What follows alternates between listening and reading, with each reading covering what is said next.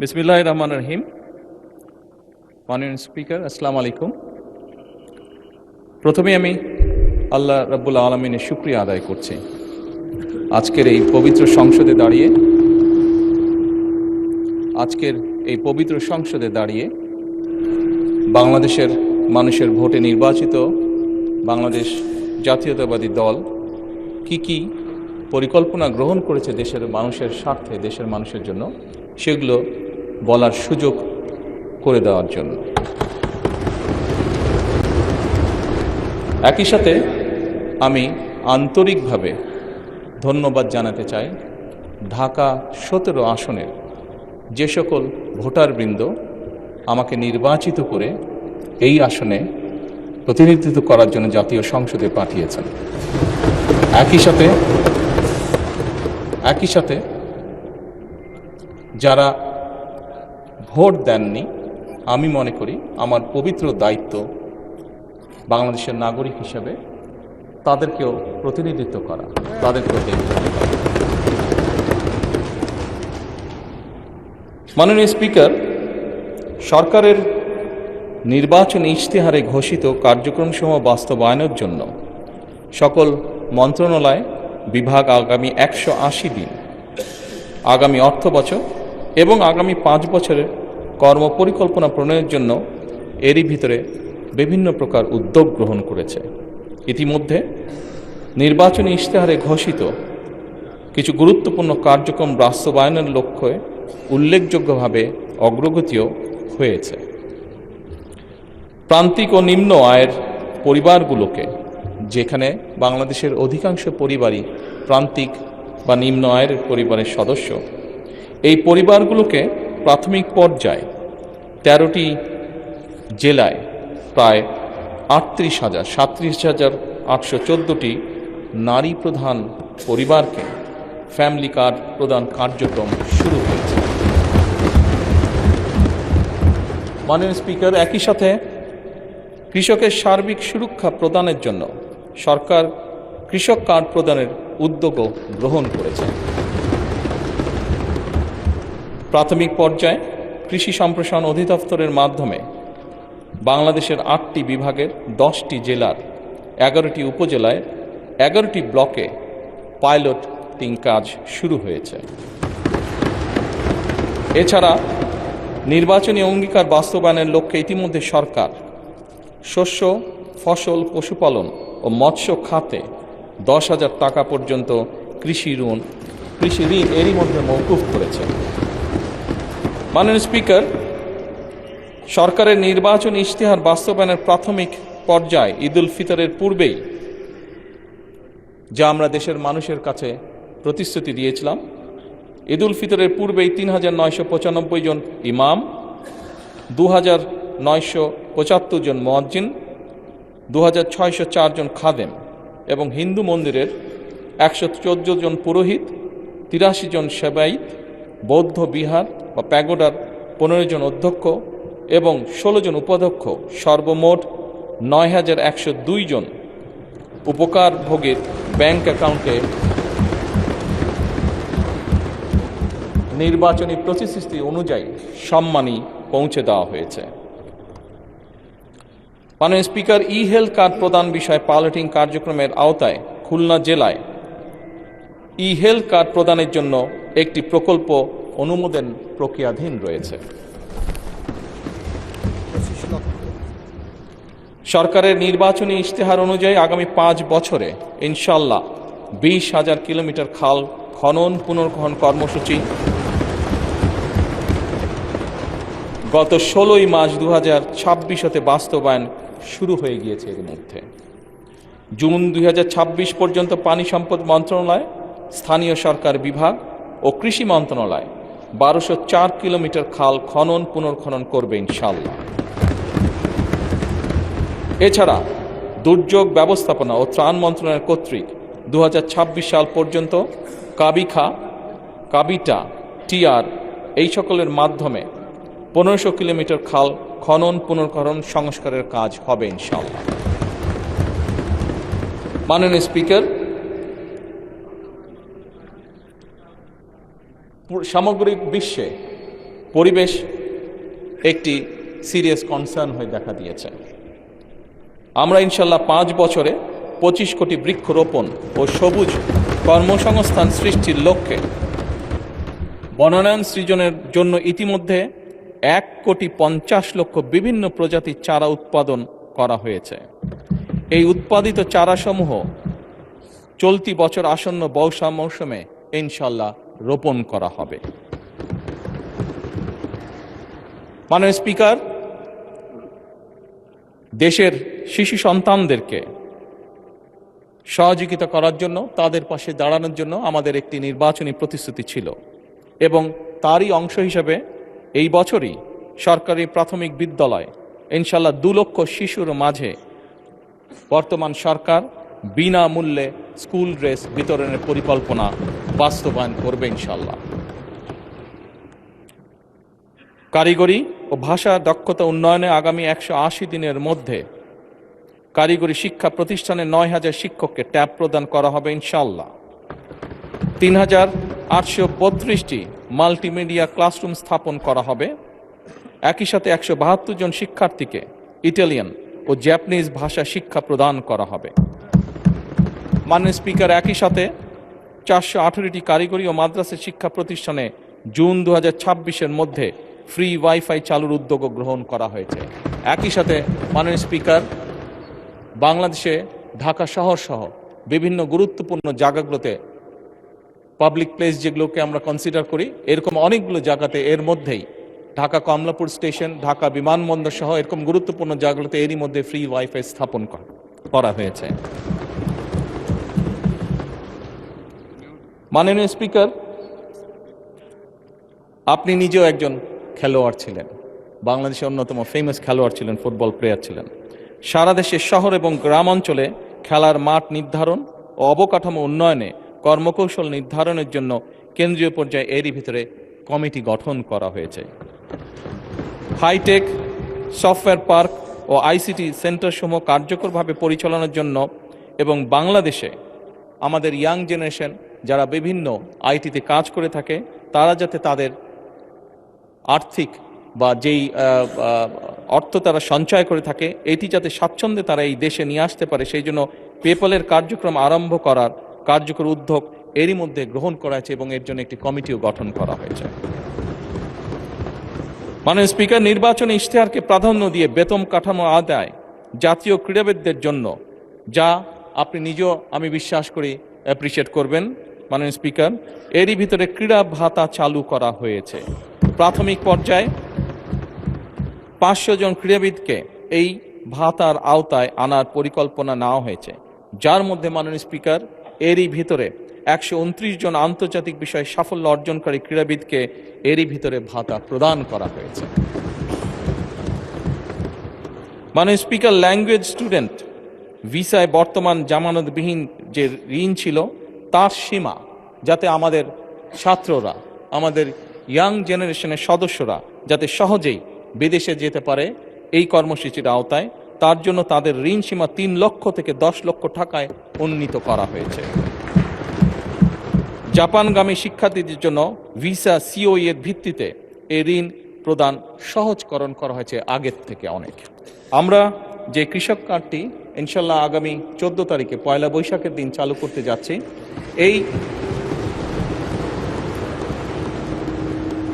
এই পাইলট কর্মসূচির আওতায় এরই ভিতরে আমরা প্রায় মোটামুটিভাবে 22,000 বিভিন্ন ধরনের কৃষক, প্রায় 22,000কে এই পাইলট প্রজেক্টের আওতায় নিয়ে এসেছি। বাংলাদেশের 10টি জেলায় এই কর্মসূচি আমরা শুরু করতে যাচ্ছি। আপনি যদি জিজ্ঞেস করেছেন যে কবে নাগাদ সমগ্র বাংলাদেশে এটি সকল কৃষককে আমরা দিতে পারবো, বাংলাদেশে সরকারের কাছে যে হিসাব আছে তাতে প্রায় 2,75,00,000 কাছাকাছি কৃষক আছে, প্লাস মাইনাস। আমরা ইনশাল্লাহ পর্যায়ক্রমিকভাবে আগামী কয়েক বছরের মধ্যে চেষ্টা করব, আমাদের সরকারের পরিকল্পনা রয়েছে সকল কৃষকের কাছে পর্যায়ক্রমিকভাবে পৌঁছানোর জন্য। মাননীয় সংসদ সদস্য, আপনি যে প্রশ্নটি করেছেন যে কতজন মানুষের কাছে আমরা পৌঁছে দেব, তাই তো, এবং মূল্যস্ফীতি হবে কিনা, বাজেট কত, স্বাভাবিকভাবে বাজেট কত এটি আমরা আপনাদেরকে এখনই বলছি না, অর্থাৎ আমরা পর্যায়ক্রমিকভাবে জিনিসগুলোকে সামনে এগিয়ে নিয়ে যাব। আমাদের এক একটি কৃষক কার্ড এবং এক একটি ফ্যামিলি কার্ডে আমরা রেখেছি কৃষক কার্ড যারা পাবেন সেই সকল কৃষক 2,500 টাকা পাবেন বছরে, এবং ফ্যামিলি কার্ডে যারা পাবেন তারা সে সকল নারী প্রতি মাসে 2,500 টাকা পাবেন। আমরা যেহেতু প্রতি মাসে এটিকে এক্সটেন্ড করতে থাকবো, অর্থাৎ অধিক সংখ্যক নারী কৃষক কার্ড পাবেন, অধিক সংখ্যক কৃষক কার্ড পাবেন। একবারে সবাইকে দিচ্ছে না, পৃথিবীর কোনো দেশের পক্ষে একবারে সেটি সম্ভব না করা। সেই জন্য প্রতি বছরই আমরা বাজেটের স্যাংশন বাড়াবো, প্রতি বছরই বাজেটে আমরা টাকা অ্যালোকেট করব, এভাবেই পর্যায়ক্রমিকভাবে ধীরে ধীরে আমরা এগোবো। এবং অবশ্যই বাজেটের প্রাধান্য পাবে। এবং আপনি যেটা বলেছেন মূল্যস্ফীতি হবে কিনা, আমরা তো টাকা ছাপিয়ে দিচ্ছি না, আমরা যেহেতু টাকা ছাপিয়ে দিচ্ছি না কাজেই মূল্যস্ফীতি হবে না, বরং আমরা মনে করি এই টাকাগুলো যখন মার্কেটে যাবে, যারা কৃষক কার্ড পাচ্ছেন সেই সকল কৃষক, যারা প্রান্তিক পর্যায়ে নারীরা যারা পাচ্ছেন টাকা, নিশ্চয়ই তারা সিঙ্গাপুর বা বিভিন্ন দেশে টাকা পাচার করবেন না, সেই টাকা লোকাল অর্থনীতি দিয়ে তারা খরচ করবেন। এবং একজন নারী স্বাভাবিকভাবে সেটি তার সন্তানের লেখাপড়ার পিছে খরচ করবেন, অথবা সেটি তার সন্তান বা পরিবারকে একটু ভালো খাবারের ব্যবস্থা করবেন, অথবা তিনি লোকালি কোনো ছোট ব্যবসা প্রতিষ্ঠান গড়ে তুলবেন। ফলে যেটা হচ্ছে, যেই টাকাটা সরকারের কাছ থেকে তার কাছে যাচ্ছে সেই টাকাটা লোকাল ইকোনমিকে শক্তিশালী করছে, লোকাল ইকোনমিতে সেটি রোটেট করছে। যেমন একজন নারী যখন সেই টাকাটি পাবেন, উনি যদি একটি মুদির দোকানে গিয়ে সদাই করেন, এরকম উনার আশেপাশে যারা সেটি পাবেন, আরও যে সকল পরিবার, আরও যে সকল নারী পাবেন, তারা সকলে যখন ওই মুদির দোকানে যাবেন, স্বাভাবিক সেই মুদির দোকানের সেল বাড়বে। সেই মুদির দোকানে যখন একজন কর্মচারী যদি এখন থেকে থাকে, 1 মাস পরে বা 2 মাস বা 3 মাস পরে সেই মুদির দোকান মালিক দেখবে যে আমার একজন কর্মচারী দিয়ে হচ্ছে না, তখন সে আরেকজন কর্মচারী নিয়োগ করবে। ফলে কি দাঁড়াচ্ছে, কর্মসংস্থান হচ্ছে, এবং সেই কর্মচারী 2 জন বেতন পাবে, তারাও গিয়ে গামছা কিনবে, লুঙ্গি কিনবে, অথবা তার সন্তানের জন্য চিপস কিনবে, অথবা একটা ছোট্ট ফ্রক কিনবে তার মেয়ের জন্য। ফলে লোকাল ইকোনমি আস্তে আস্তে স্ট্রেনদেন হবে, লোকাল ইকোনমি আস্তে আস্তে বড় হবে। কাজেই মূল্যস্ফীতি হবে বলে আমরা মনে করি না, আমাদের কোনো রিসার্চে মূল্যস্ফীতি বলে না, বরং অর্থনীতি আরো সচল হবে, অর্থনীতি আরো স্ট্রেনদেন হবে। এবং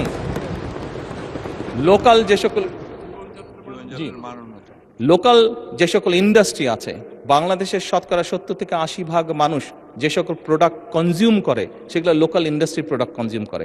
কাজে লোকাল ইন্ডাস্ট্রিগুলোকে স্ট্রেনদেন করার এটি আরেকটি উপায়।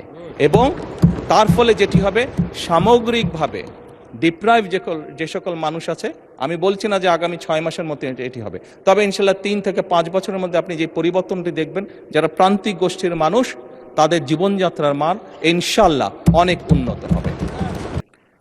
মাননীয় স্পিকার এবং মাননীয় সংসদ সদস্য, আপনাদের উভয়কে ধন্যবাদ।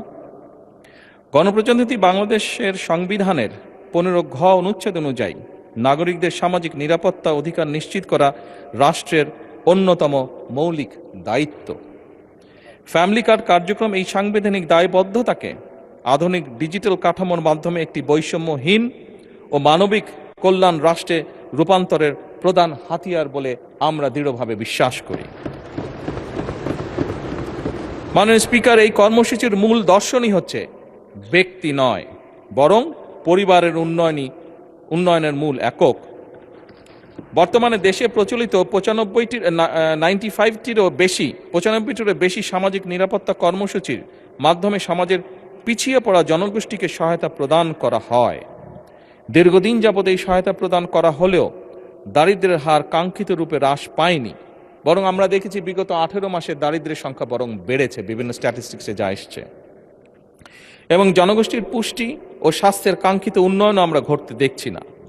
দেখা গেছে কোনো পরিবারে মাকে এ জাতীয় সহায়তা প্রদান করা হলে সহায়তাটি পরিবারের শিশুসহ অন্যান্য সদস্যদের খাদ্য, পুষ্টি, জরুরি চিকিৎসা ও শিক্ষায় ব্যবহার করা হয়, এবং অর্থের অপচয় বা অপ্রয়োজনীয় খাতে ব্যয়ের সুযোগ হ্রাস পায়।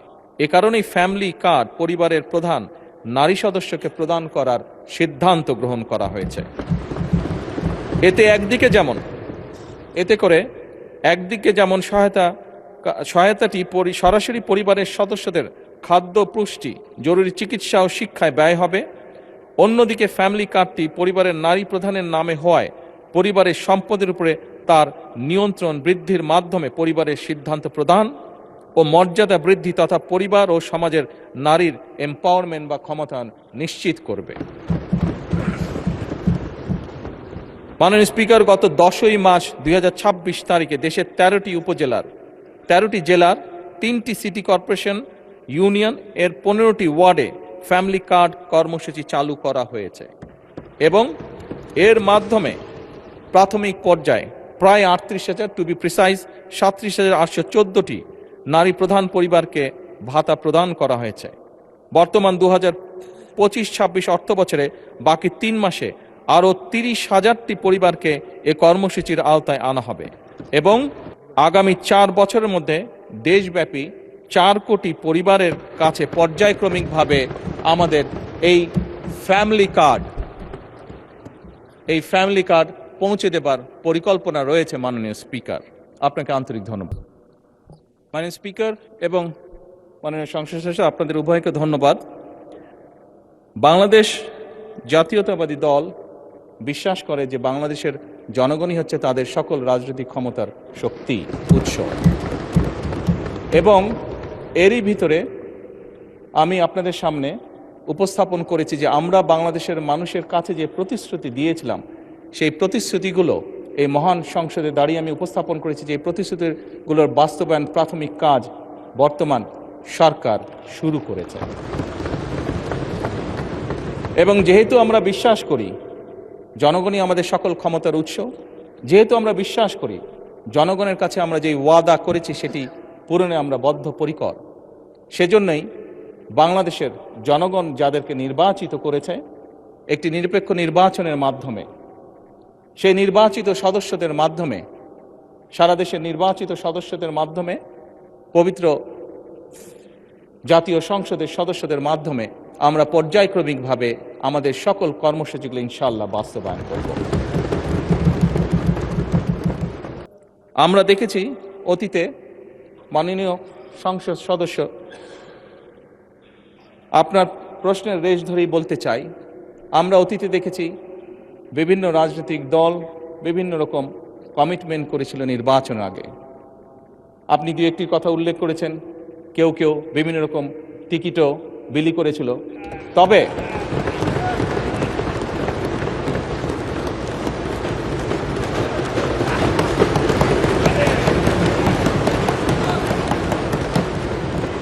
মাননীয় স্পিকার,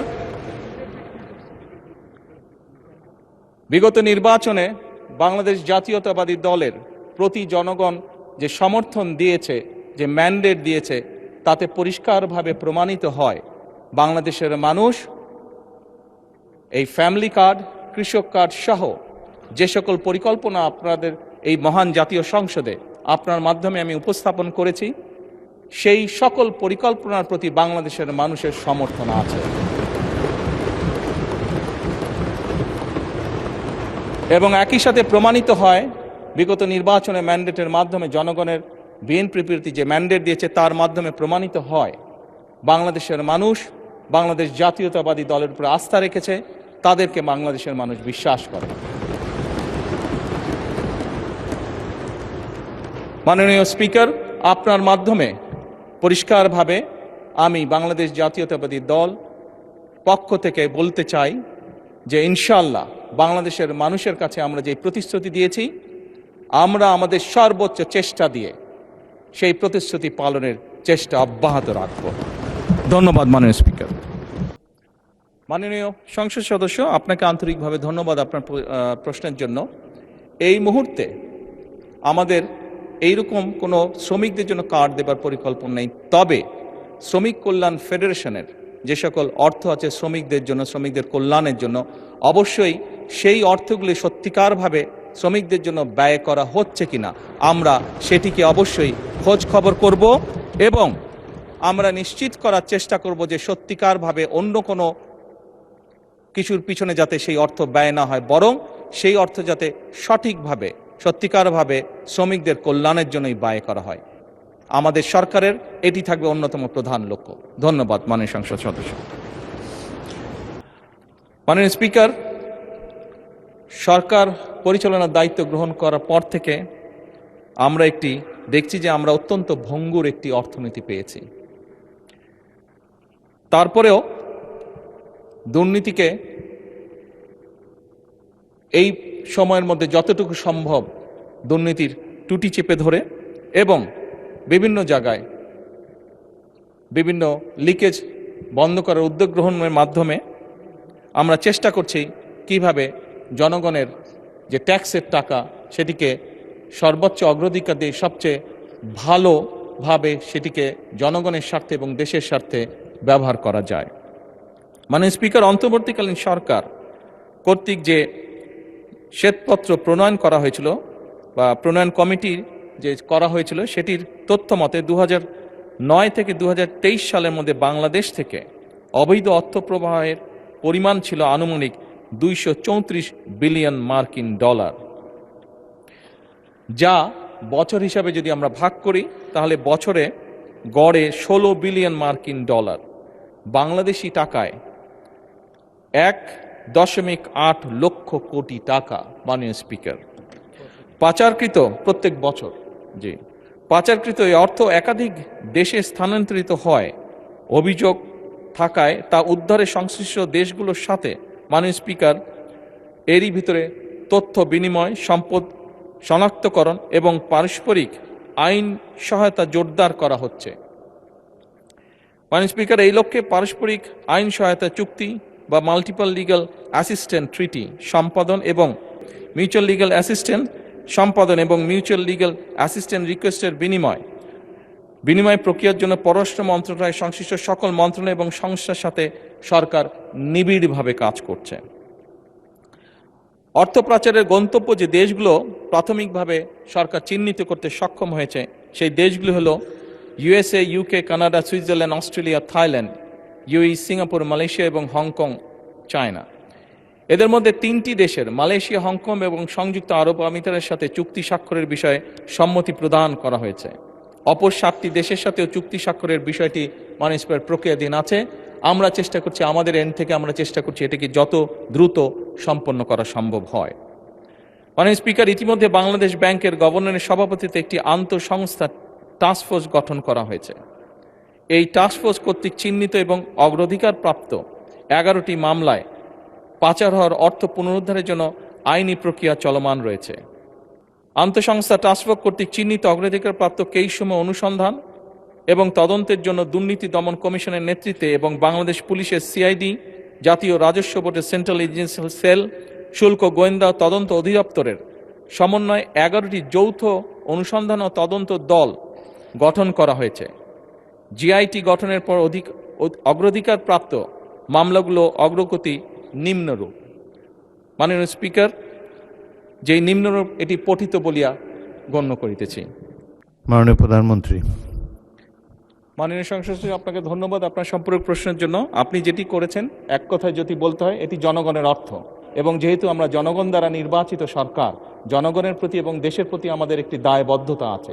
খুব স্বাভাবিকভাবেই জনগণের অর্থ ফিরিয়ে নিয়ে এসে জনগণের জন্য এবং দেশের জন্য সেটি ব্যয় করা এই সরকারের অন্যতম প্রধান দায়িত্ব। কাজেই এই ব্যাপারে যেভাবেই হোক, যেই পদক্ষেপ গ্রহণ করলে জনগণের অর্থ ফেরত আসবে, আপনি নিশ্চিত থাকতে পারেন এই সরকার সেই পদক্ষেপই গ্রহণ করবে ইনশাআল্লাহ। ধন্যবাদ মাননীয় প্রধানমন্ত্রী। মাননীয় স্পিকার এবং মাননীয় সংসদ সদস্য, আপনাকে ধন্যবাদ এই প্রশ্নটি করার জন্য। প্রথমত, এই অন্যায়ের সাথে যারা জড়িত তাদের লিস্ট করার দায়িত্ব প্রধানমন্ত্রীর কার্যালয়ের নয়, এটি লিস্ট করার দায়িত্ব সরকারের সংশ্লিষ্ট বিভাগ আছে, তারা এটি লিস্ট করছে। দ্বিতীয় বিষয়টি হচ্ছে মাননীয় সংসদ সদস্য, মাননীয় স্পিকার, এটি বর্তমান সরকার একটি নির্বাচিত সরকার। আমরা অতীতে দেখেছি সরকারের বিভিন্ন ব্যক্তিবর্গ তাদের বিভিন্ন রকম ইচ্ছা আগ্রহের কারণে দেশের আইন কানুন নীতি নৈতিকতার তোয়াক্কা না করে যাকে যেরকম হয়েছে উঠিয়ে নিয়ে গেছে, যার কাছ থেকে যেরকম মনে হয়েছে জোর করে কিছু লিখিয়ে নিয়ে গেছে। বর্তমান সরকার আইনের প্রতি শ্রদ্ধাশীল।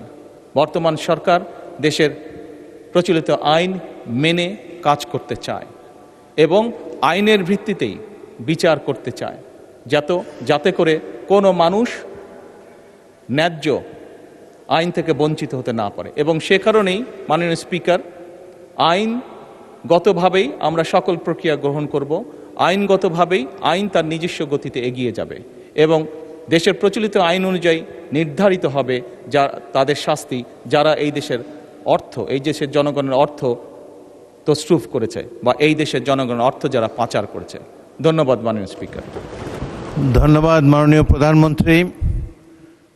প্রধানমন্ত্রীর প্রশ্ন উত্তরের জন্য নির্ধারিত 30 মিনিট সময় শেষ হয়েছে। আপনারা দেখছেন ওপেন মিডিয়া সেল।